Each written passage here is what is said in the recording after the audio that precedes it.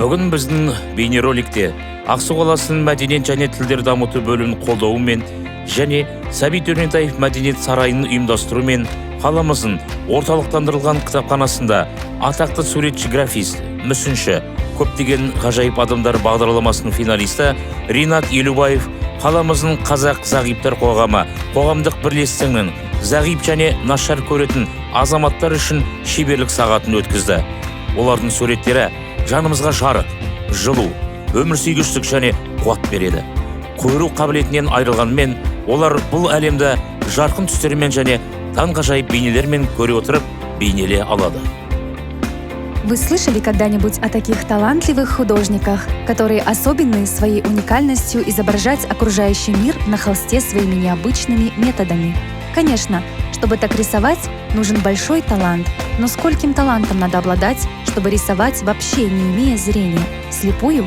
Сегодня в нашем видеоролике знаменитый художник-графист, скульптор, многократный призер многих международных конкурсов, финалист программы «Удивительные люди» Ринат Елубаев провел мастер-класс для незрячих и слабовидящих граждан общественного объединения «Казахское общество слепых» нашего города. Их картины излучают свет, тепло, жизнелюбие и сильную энергетику. И несмотря на то, что люди лишены зрения, они способны видеть и изображать этот мир в ярких красках и удивительных образах.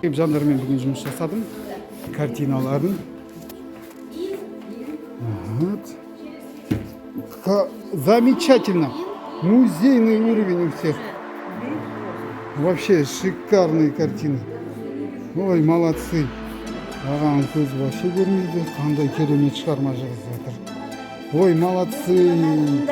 Ручками писать тебе? Нет, сейчас вам напишут. Ой, как красиво.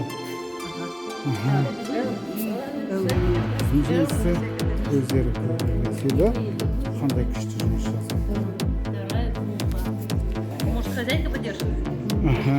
Ну, я просто снимаю, что молодцы.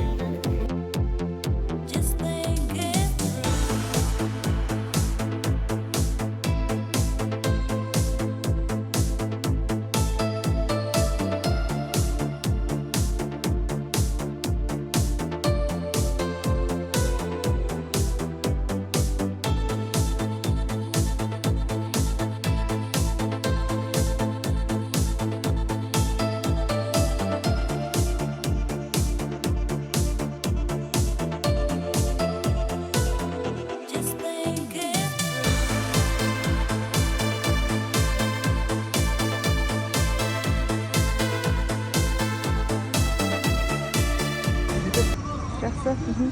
Ринат Елубаев. Астанадан арнайы. Неге сіз осы Ақсуды таңдадыңыз? Ақсуды таңдағаным мына жерде өнердегі үзеңгілес жолдасым Медғат Манапов деген мәдениет саласын басқаратын кісі мен сөйлесіп, осындай ұсынысымды айтқан едім. Қолдау көрсеткен осы Ақсу қаласында алғашқы рет өткізейік. Елімізде тұңғыш рет өтіп жатқан шараны осы Ақсу қаласында өткізейік деген ой болды. Және де екіншіден мен үшін Ақсу қаласы жақын, өйткені нағашыларым осы жақта. Жақсы, рахмет. Неше суретші қатысты? Неше зағып? 12 зағып. Жақсы. Енді Дәулет бір картиналар. Приглашаем нашего гостя на нашу сцену.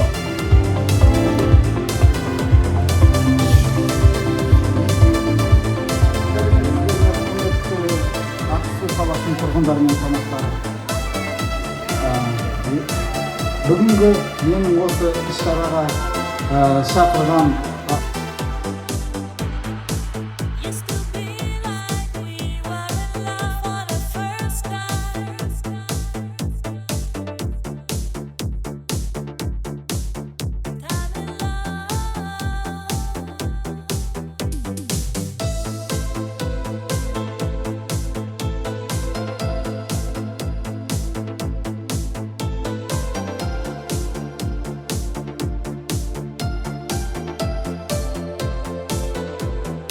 Ақсу толқыны жазғы фестиваль аясында суретшілердің пленері ұйымдастырылды. Әсіресе зағип жандардың туындылары көпшілік көңілінен шықты.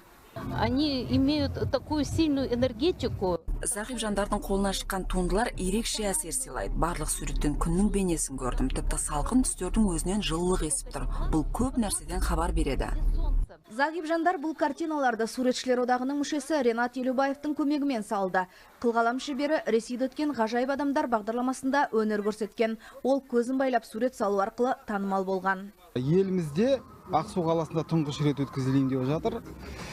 Енді өздеріңіз ойлаңызшы, зағип жандар көздері көрмейтін кісілер картина жазады.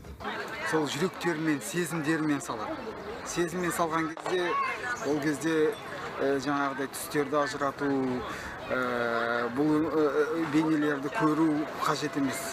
Суретшінің айтуынша, зағип жандар көкейінде жүрген мәселелерді осы картиналар арқылы көрсетеді. Сурет сала отырып олар ішкі әлемінің сыр сандығын ақтарады. Астанадан келген өнерпаз жас суретшілерге де шеберлік сағатын өткізді. Жалпы жазғы фестиваль бірнеше бағытты қамтыған. Поэзия кеші, қолөнер мен қылғалам шеберлерінің көрмесі әр апта сайын өтеді.